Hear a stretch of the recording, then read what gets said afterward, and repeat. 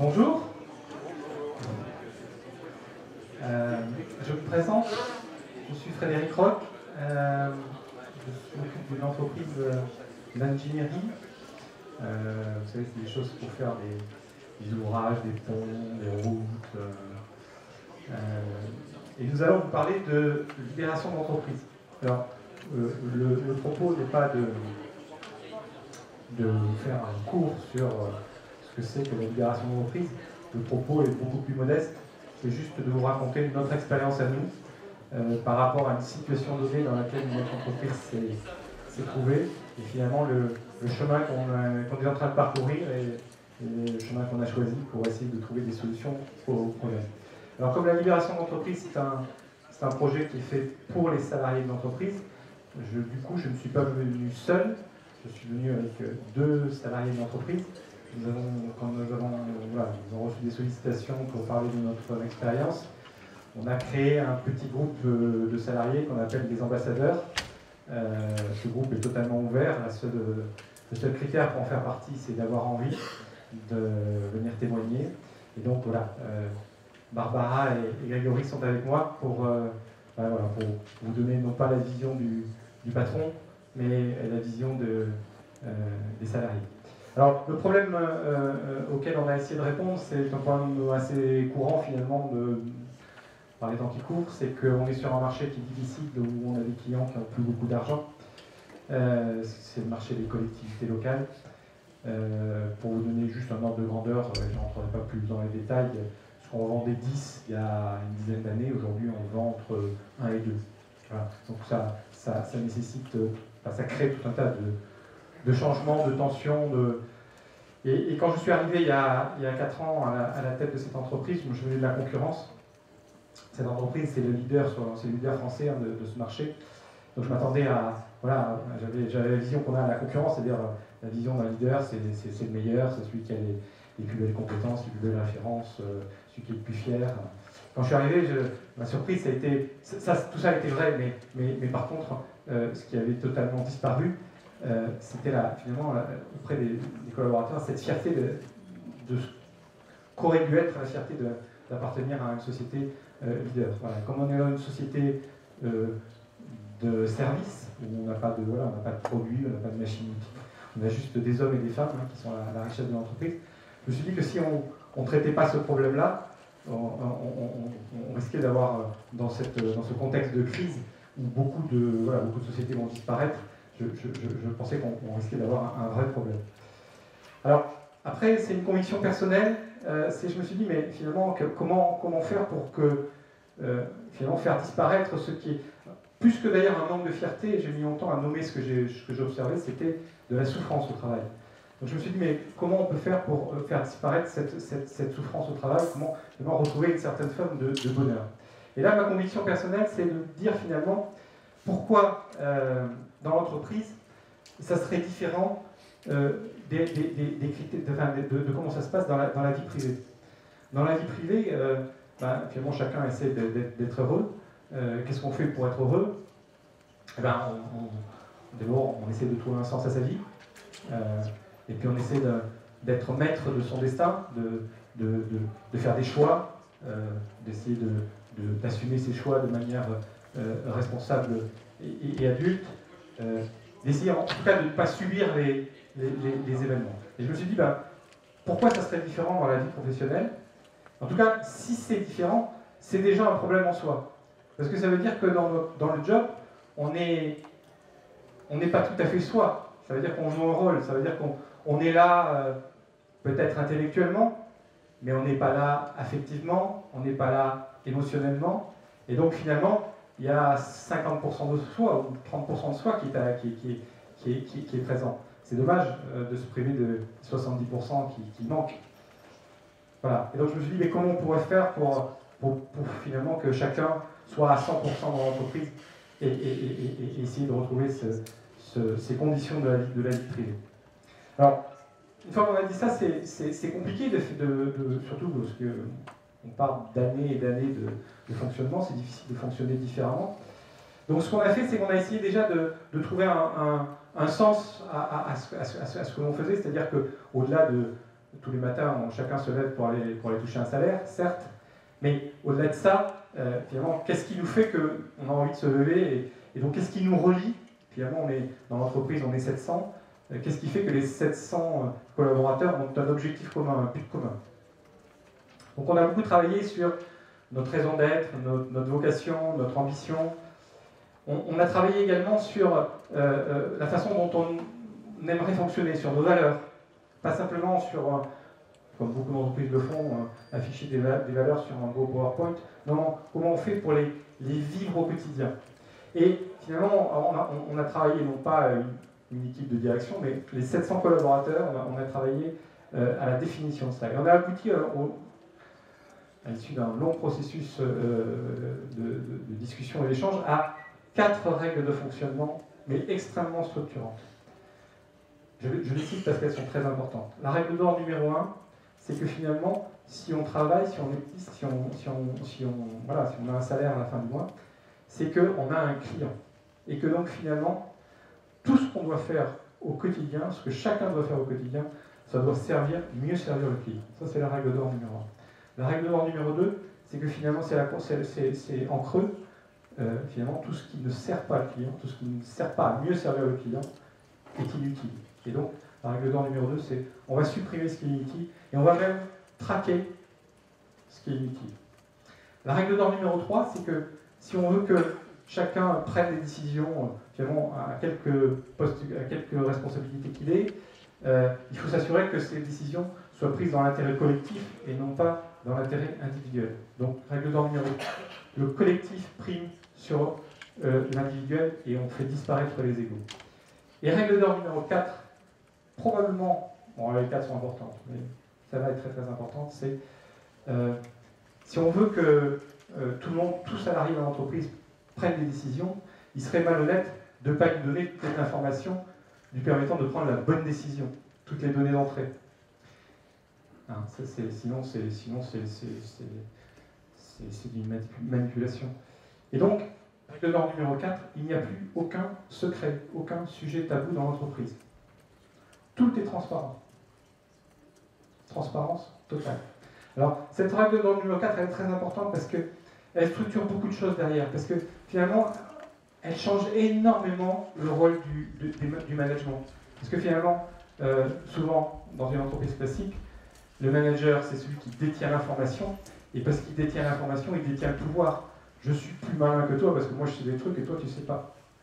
À partir du moment où l'information elle est complètement transparente et accessible à tous, finalement ça oblige le manager à transférer son pouvoir vis-à-vis de l'ensemble des collaborateurs.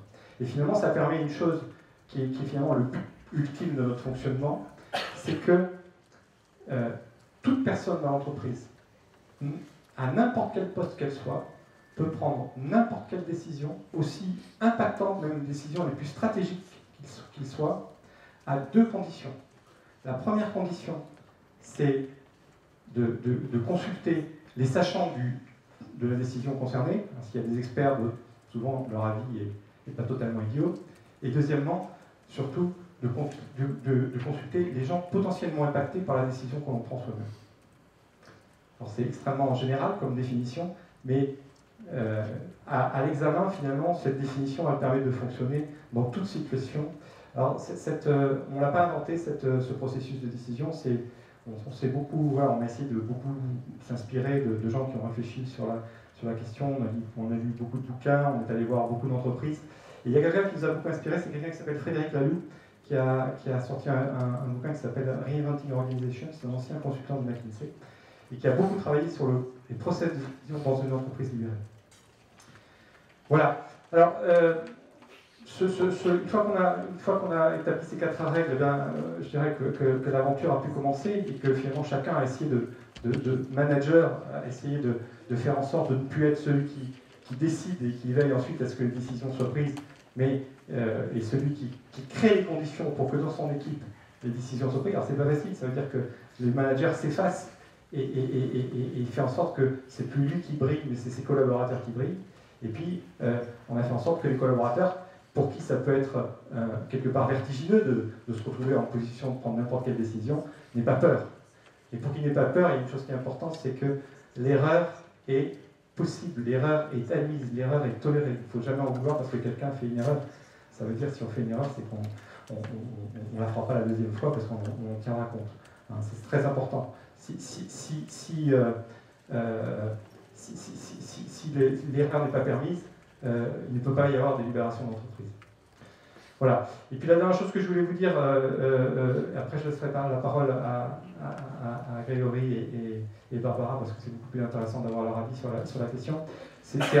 Voilà, dans tout ce processus, pour vous montrer qu'il y a quand même des transformations personnelles et individuelles qui sont très fortes dans un sujet comme ça. C'est-à-dire que ce que je viens de vous dire, hein, le changement de posture du manager, le changement de posture de chaque collaborateur, ça demande des changements. C'est vraiment, finalement, notre histoire, je le dis des fois, c'est 700 transformations individuelles, personnelles, mais très très fortes. Et pour vous illustrer ce type de transformation individuelle, je vais vous raconter une anecdote qui a beaucoup d'ailleurs influé sur notre histoire. Dans le chemin de s'ouvrir à d'autres, un jour on est allé visiter avec mon équipe de direction une entreprise qui s'appelle Chronoflex, qui est une entreprise à Nantes, avec un patron, Alexandre Gérard, qui a suivi le même chemin que nous un peu plus tôt. Et lorsqu'on a rencontré les salariés de Chronoflex, ils m'ont parlé de leur expérience, comme Grégory et Barbara ont parlé de la nôtre. À un moment donné, dans leur histoire, ils nous ont parlé de saut en parachute. Alors c'est quoi le saut en parachute? En fait, c'est une image, c'est pour dire qu'à un moment donné, leur processus est devenu irréversible. Hein. Quand on saute en parachute, à un moment donné dans l'avion, l'instant d'après, on n'y est plus. Si on veut revenir, c'est pas possible. Et alors là, il y a eu un débat au sein de mon équipe en disant, mais nous, où est-ce qu'on en est? Est-ce que notre processus d'évolution vers la libération d'entreprise, est-ce qu'on peut revenir en arrière? Et puis il y a eu un débat, parce qu'il y en a qui disaient que oui, il y en a d'autres qui disaient que non. Et ce que je ne me suis pas aperçu, c'est que quand on est parti, quand on est revenu ici à Lyon, le débat a continué. Et un jour, on était en train de préparer un grand événement. On n'avait jamais, depuis la création d'entreprise, on n'avait jamais rassemblé les 700 collaborateurs parce qu'on est très dispersé. On est sur 50 sites sur tout le territoire français et dans les dom-toms. Et on était en train de préparer cet événement. On était en avril 2014. L'événement devait avoir lieu en juin 2014. Et mon équipe m'a dit, ben voilà, ça nous a un peu perturbé cette histoire de saut en parachute. On aimerait consacrer 24 heures de réflexion, sans toi, parce qu'avec toi on ne réfléchit pas bien, ça serait mieux si tu n'étais pas là. Mais voilà, on voudrait savoir s'il y a un saut en parachute à faire, là on réunira pas tous les jours 700 personnes, donc c'est là qu'il faut le faire. Et puis au bout de 24 heures, ils m'ont rappelé, ils m'ont dit, ben écoute, on a bien réfléchi, ça fait 24 heures qu'on travaille c'est vrai, ils n'ont pas dormi. On est arrivé à une conclusion, c'est que dans la mise en œuvre de ce projet d'une entreprise centrée sur le client, travaillant de manière fluide, plus agile, plus décloisonnée, telle qu'on en inspire, on pense que nous, au poste où on est devenu un frein à la mise en œuvre de ce projet. Pas en tant que personne, mais en tant que titulaire du poste où on est. Alors c'est vrai qu'on avait une organisation très cloisonnée, très silotée. Et donc ce qu'on te propose, on ne sait pas si ça va te plaire, mais on propose le 19 juin devant les 700 personnes, on avait invité aussi nos clients, puisque évidemment ce sont des gens les plus importants. On propose de démissionner, de remettre en jeu notre poste et de demander aux 700 collaborateurs de redéfinir une organisation plus favorable à la culture d'entreprise qu'on veut mettre en place. Et c'est ce qui s'est passé, donc c'était ici à la Cité Internationale, c'est pour ça que je suis un peu ému quand je reviens ici.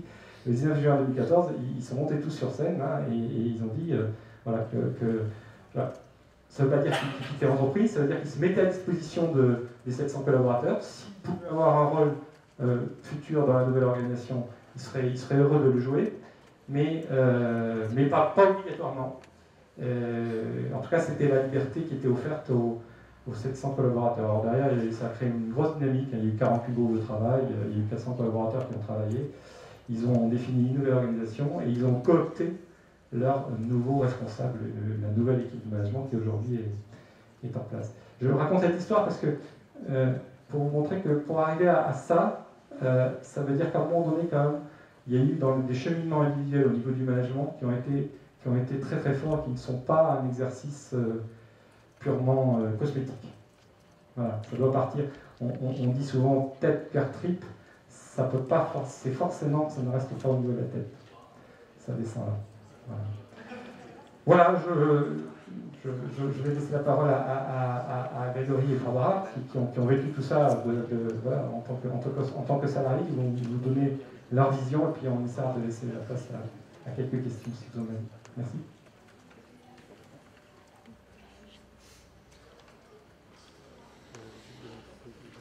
Alors avant de témoigner, on va vous passer un petit film un peu humoristique sur ce qu'est le projet Vision chez Egis. Avant, j'étais étudiant. C'était cool.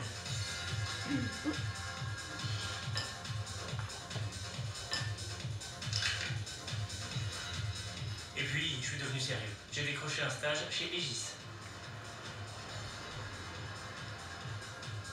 Le premier jour où je suis arrivé chez Egis, ils m'ont donné un disque dur comme si c'était le Graal. Et ils m'ont dit... C'est les comptes rendus filmés du chantier Vision. Vous regardez et vous faites une synthèse. En quelques lignes. Ce qu'ils m'avaient pas dit, c'est qu'il y avait 17 heures de rush. Pour ça, ils ont fait travailler 300 salariés. Ils ont appelé ça le chantier Vision. L'idée, c'est de demander aux salariés de déterminer eux-mêmes ce qu'ils veulent. Et ce qu'ils pensent d'Egis, vous comprenez? Je comprenais rien. J'ai dit, je comprends. Bon, c'est pas du top-down, vous voyez. Là, je comprenais. C'est plutôt du bottom-up. C'est pas du pole dance. On veut vraiment connaître leur avis. Le problème, c'est qu'ils avaient été plutôt unanimes sur le chantier Vision. J'ai pas le temps pour tous ces trucs. Il y en a même un qui a dit, on marche sur la tête. J'ai essayé, c'est pas facile. En fait, en gros, quand on leur disait... Quelle est notre identité? Quelle est la mission de la branche Billet Transport?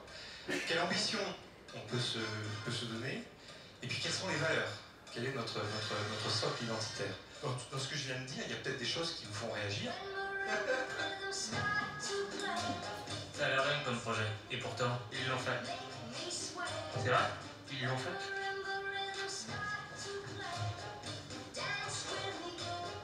C'est vrai? Ils l'ont fait.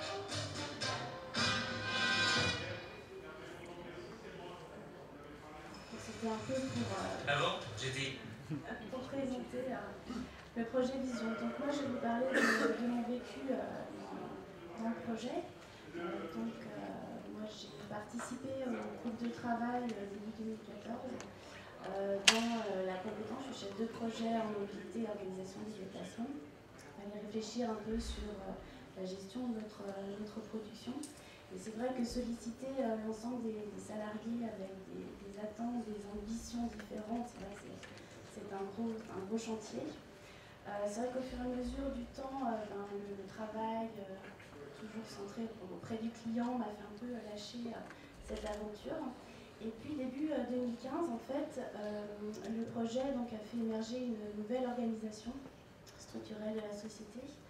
Avant, on avait, comme je dis, un millefeuille de chef, et puis on a étalé la pâte pour simplifier un peu tout avec une organisation un peu matricielle. Et puis surtout, on a mis au centre le chef de projet en termes de responsabilité, d'autonomie. Et pour moi, ça a été vraiment une bouffée d'oxygène, on va dire, dans mon travail. Et puis avoir des responsabilités et puis le fait de pouvoir prendre des initiatives dans notre travail, dans notre relation client avec nos collègues. Donc pour moi c'était vraiment bénéfique, c'est pour ça que je suis ici. Plus concrètement, on va dire sur Lyon, en termes d'exemple, on a eu une réorganisation aussi physique des bureaux. Et donc nos chefs nous ont dit, débrouillez-vous. Vous avez carte blanche, organisez-vous comme vous voulez. Donc voilà, avant, on devait avoir un chef de projet, un chargé d'études par bureau. Là, c'était selon les affinités de chacun ou selon des personnes qui travaillent ensemble. Voilà. On a pu aussi créer une salle de convivialité au milieu de notre étage pour faire des pauses, parce que c'est aussi intéressant d'avoir ces temps entre nous qui sont un peu informels, mais pour discuter de tout, de rien, ou même des projets qu'on a en cours. Et puis je participe aussi à une radio qui a été mise en place sur Lyon, qui s'appelle Radio News d'Egon. Donc sur les autres agences, en fait, ils ont développé une newsletter et nous on a dit soyons innovants. Et donc on a pris le média audio et donc en fait, toujours dans le cadre du respect des règles d'or, c'est informer on va dire la branche en interviewant des collègues donc, sur leur métier, sur les projets qu'on a gagnés aussi. Voilà, et puis le quotidien de chacun au travail. Voilà. Et donc pour terminer, je pense que tout changement, on va dire, sociétal n'a pas forcément l'adhésion de tous, mais je pense que dans le contexte économique qu'on a, l'entreprise libérée et le projet Vision, pour moi, est un levier d'action assez fort pour passer ce cap économiquement.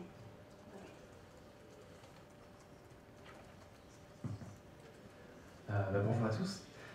J'ai partagé aussi en tant que salarié d'Egis. Donc pour échanger avec vous, moi je suis contrôleur de gestion dans la structure. Et pour échanger avec vous, j'ai choisi de répondre un peu en avance aux 3 questions qu'on nous pose le plus à chacune de nos interventions. Donc la première question, c'est est-ce que du coup vous êtes libéré? Ok. C'est quoi une entreprise libérée déjà? Bon, alors, je m'engage que moi, hein, c'est mes mots. C'est une entreprise dans laquelle une écrasante majorité des collaborateurs se sentent libérés et dans laquelle la structure fait de manière à ce qu'ils restent dans des états d'esprit et même à convertir les autres. Voilà. Ok, un collaborateur libéré, c'est quoi? Un collaborateur libéré, c'est quelqu'un qui, tous les matins, de sa propre initiative, décide d'agir et de produire de manière efficiente, en interdépendance avec tout son environnement, et dans le but de satisfaire les besoins de ses clients et de ses collègues. Voilà les bases. Maintenant, est-ce qu'on est libéré? Je vais répondre honnêtement, je dirais aujourd'hui non, parce que l'écrasante majorité n'est pas encore active dans ce process-là.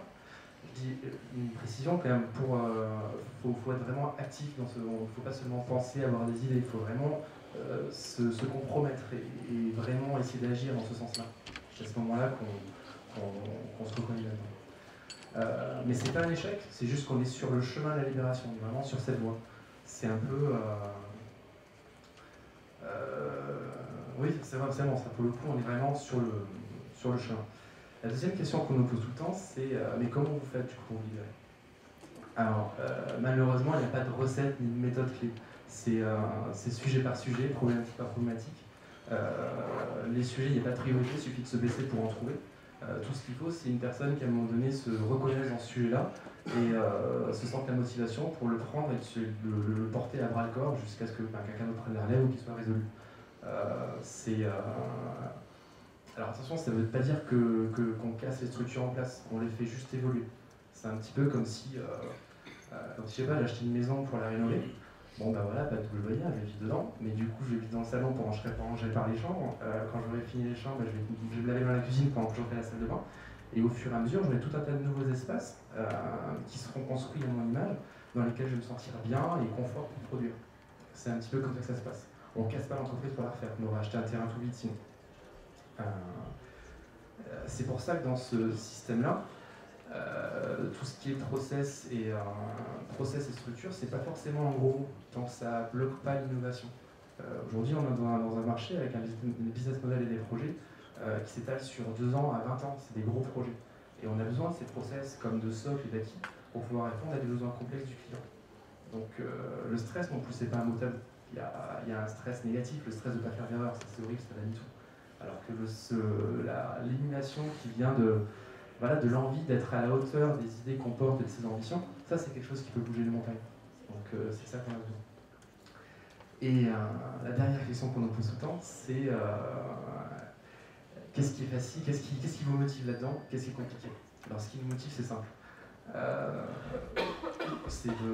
Quand on décide, alors qu'on ne nous a rien demandé, de venir s'investir et se compromettre dans un sujet, donc on se met à nu, encore une fois en décidant d'agir, on se met à nu avec d'autres personnes qui ont pris la même décision que nous, ça crée un lien beaucoup plus fort qui pourrait être conservé, qui va créer une petite sphère d'influence dans l'entreprise et lien duquel on va pouvoir se servir sur les projets futurs. Et c'est beaucoup plus facile de travailler avec ces personnes-là, avec qui on s'est vraiment engagé sur des projets de tous les jours, sur des réflexions de tous les jours. On pourra plus facilement leur poser des questions, leur demander leur avis, leur dire qu'on n'est pas d'accord. Et voilà, c'est à ce moment-là qu'on crée vraiment une équipe soudée qui a vraiment envie de s'aider l'un l'autre. En fait, c'est le but, on travaille parce qu'il y a le copain à côté qu'on est en train d'accompagner. Et ça n'a pas de prix pour le coup. C'est ça qui fait que pour le coup, on va vraiment se lever tous les matins. Ce qui est compliqué, sans hésiter, c'est la com.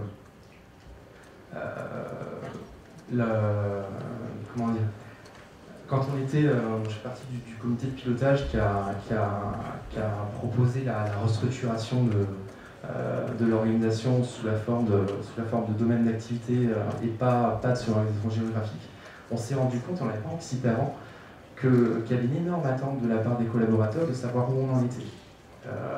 Ils voulaient qu'on communique là-dessus. Nous, on n'était pas prêts ni à livrer quelque chose, donc on était en train de travailler, et ni à communiquer dessus parce qu'on ne sait pas faire, c'est pas notre métier. La com, c'est vraiment un métier. Et ça, c'est quelque chose de vraiment anticipé. Cette démarche de libération d'entreprise, dans son ADN, il y a la transparence et la fluidité. Structurellement, ça ressort de ça. N'importe quel apporteur d'idées a ça en tête. C'est un petit peu comme si il y a un groupe qui se promène dans la jungle, il tombe devant une espèce de pont brinque-ballant pour traverser une rivière à crocodile, et là le chef, parce que c'est son métier, il dit oh, il n'y a pas de problème, on va passer dessus, et ça craque un peu, il passe, il se retourne et dit bon maintenant allez-y, et personne ne bouge. Jusqu'au moment où, sortant de cette masse, donc la masse anonyme, il y a quelqu'un qui va dire non mais de toute façon il faut le faire, et puis je pense que c'est possible. Il va décider d'y aller, et il va marcher, ça va craquer, il va passer aussi, il va se retourner et dire non mais en fait allez-y c'est possible, et là tout le monde va suivre. En fait c'est... chaque apporteur d'idées a besoin de son premier follower quelque part. Parce que c'est lui qui va dire aux autres que c'est possible. Et je dis pas follower par hasard parce que vous êtes tous des webmakers. Et nous, dans notre entreprise, on n'a pas forcément les outils qui nous permettent de juste cracher 140 caractères et d'être lu par 20 000 personnes. Il faut qu'on structure une note, il faut qu'on structure un mail, il faut qu'on structure une vidéo avec des professionnels. C'est beaucoup plus compliqué, beaucoup plus lourd. Et c'est cette inertie-là qui, je pense, même si on a fait des très belles choses, à certains moments, ne nous ont pas permis de transformer aussi vite qu'on aurait voulu de nouvelles vocations et de nouveaux apporteurs d'idées. Voilà. Et je finirai là-dessus, il y a beaucoup de gens qui me disent, mais alors les détracteurs, est-ce qu'ils vous bloquent ? Pas tant que ça finalement, parce que quand on choisit de s'investir dans ce genre de démarche, on bosse pour les gens qu'on peut convertir et pour les gens qui sont quelque part un petit peu dans cette dynamique-là. Faut imaginer ce genre d'entreprise libérée comme une espèce d'énorme incubateur bienveillant à entrepreneurs. Et un entrepreneur, c'est quoi ? C'est quelqu'un qui se plante 8 fois sur 10. C'est le process, c'est son ADN.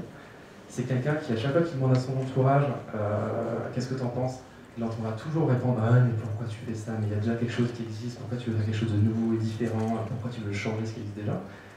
Et surtout, un entrepreneur, c'est quelqu'un qui apporte de l'innovation et tout le monde est d'accord pour dire que dans le monde, quel que soit le secteur d'activité, quelle que soit la zone géographique, c'est de la gamme innovation. Et nous, modestement à notre niveau, on a décidé de se dire que c'était de cette dynamique-là qu'on avait besoin pour suivre notre marché.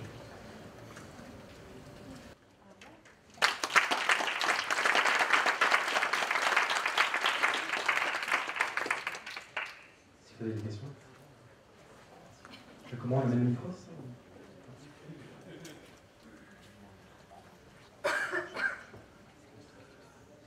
Bonjour, Emmanuel de Saint-Bourg, Roxane Compagnie. J'ai 2 questions rapides pour vous. Pas de secret, vous avez dit, accès à l'information de tous. Cette disposition s'applique-t-elle à vos salaires ? Vos salariés, par exemple, savent-ils combien vous gagnez ? Ou comment vous gérez les petits écarts qu'il peut y avoir de salaire d'un poste équivalent à l'autre ? Il y a d'autres entreprises libérées qui, comme vous, donnent l'accès à l'information à tous, mais quand on évoque le salaire, on peut se faire licencier pour ça. Première question. Deuxième question. Votre site internet indique que vous avez un chiffre d'affaires qui se tasse un peu d'année en année, en tout cas sur les 2 dernières années.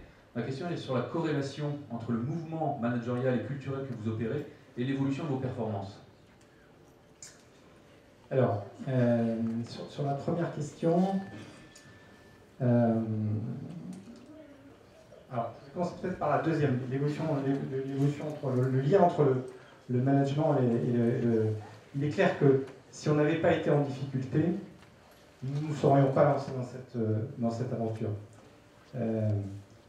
je vais même parler à titre personnel, vous savez, c'est très difficile pour un patron d'accepter que dans une entreprise, il y a plein de choses qui se passent dont il n'a plus la maîtrise.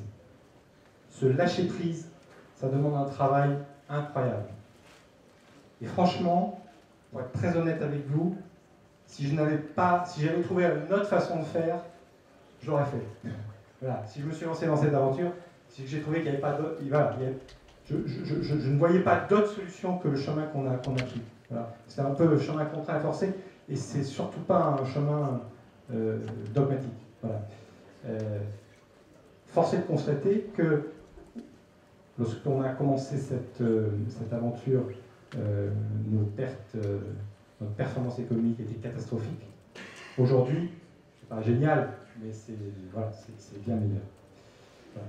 Sur la transparence, là aussi, il ne faut pas être dogmatique. C'est-à-dire que la transparence pour la transparence, en fait, le sujet, c'est que si quelqu'un veut s'emparer d'un sujet, toute l'information pour lui permettre de traiter le sujet doit être accessible. Voilà.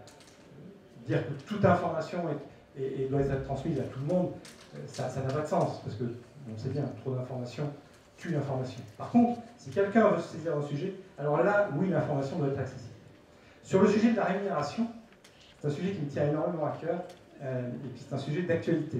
C'est-à-dire qu'aujourd'hui, on est encore dans un système classique, où finalement, comme dans toute entreprise, à la fin de l'année, il y a un entretien individuel, et puis le manager, il explique à son salarié s'il a bien travaillé ou pas bien travaillé.